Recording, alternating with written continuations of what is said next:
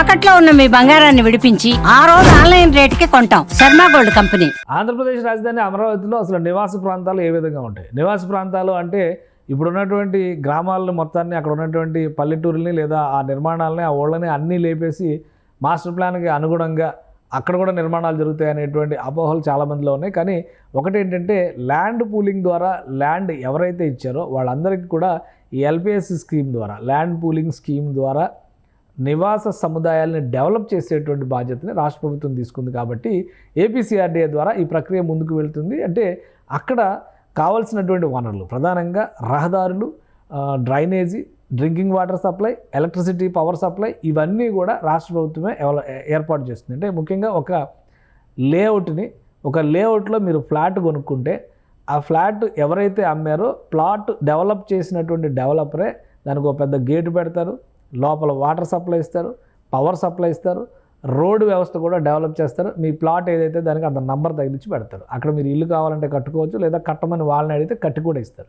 So అదే తరహాలో అమరావతిలో జరుగుతున్నటువంటి డెవలప్మెంట్లో భాగంగా ఈ ఎల్పిఎస్ రెసిడెన్షియల్ ఏరియా, అందులో కొన్ని జోన్స్ని మాస్టర్ ప్లాన్లో డిజైన్ చేశారు. R1, R2, R3, R4, R5 అని చెప్పని జోన్స్ పెట్టారు.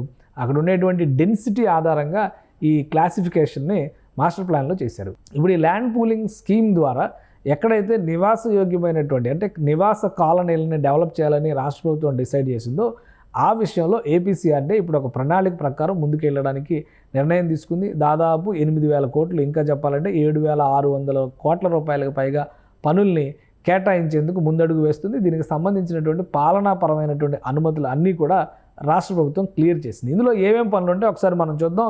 ఈ ల్యాండ్ పూలింగ్కి సంబంధించినటువంటి జోన్లు, అంటే ఈ R1, R2, R3 జోన్లు ఏవైతే డిఫైన్ చేశారో ఆ జోన్లకు లబ్ధిదారులకు సంబంధించి ప్లాట్ అలాట్మెంట్ డిక్లరేషన్స్ కూడా ఏపీసీఆర్డీఏ ఇప్పటికే ఇచ్చేసింది వాళ్ళకి. సో ఆ ప్లాట్ ఓనర్స్ ప్లాట్స్ని ఉపయోగించుకోవాలంటే అక్కడ డెవలప్మెంట్ జరగాల్సినటువంటి అవసరం ఉంది. అందుకనే ఈ ఎల్పిఎస్ జోన్లో నిర్మాణ పనులకి టెండర్స్ పిలవాలి. ఇప్పుడు మనం ప్రజెంట్ ఏపీసీఆర్డీఏ ఈ నంబరింగ్ ఉంది కదా, ఇవే ప్లాట్ నంబరింగ్ అనమాట.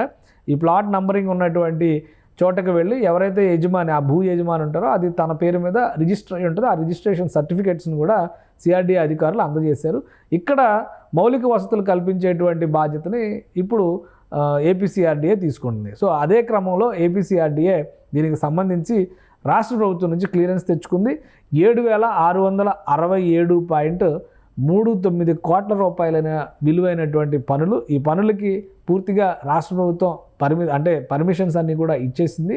అంటే ఏపీసీఆర్డీఏ ఎగ్జిక్యూషన్ అథారిటీగా పనిచేయాల్సి ఉంటుంది.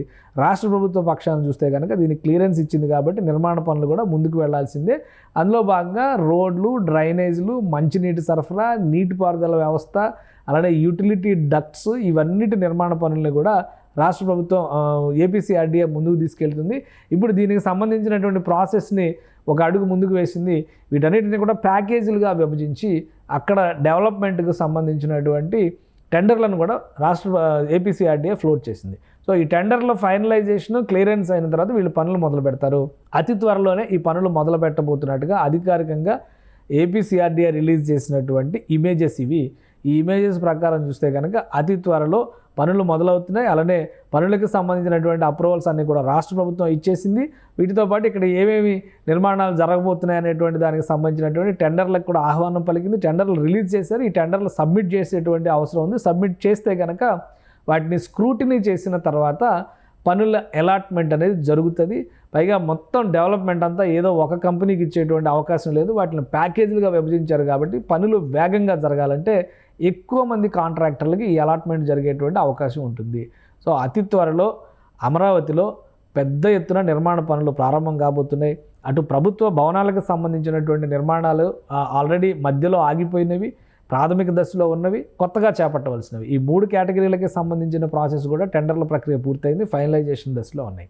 అలానే నివాసయోగ్యమైనటువంటి జోన్లకు సంబంధించినటువంటి వనరుల కల్పన, ప్రధానంగా మౌలిక వసతుల కల్పన ప్రక్రియ పైన ఈ టెండర్లు పిలిచింది. ఇవి ఫైనలైజ్ అయితే కనుక పెద్ద ఎత్తున నిర్మాణ రంగం అక్కడ ఊపందుకునేటువంటి అవకాశం ఉంది.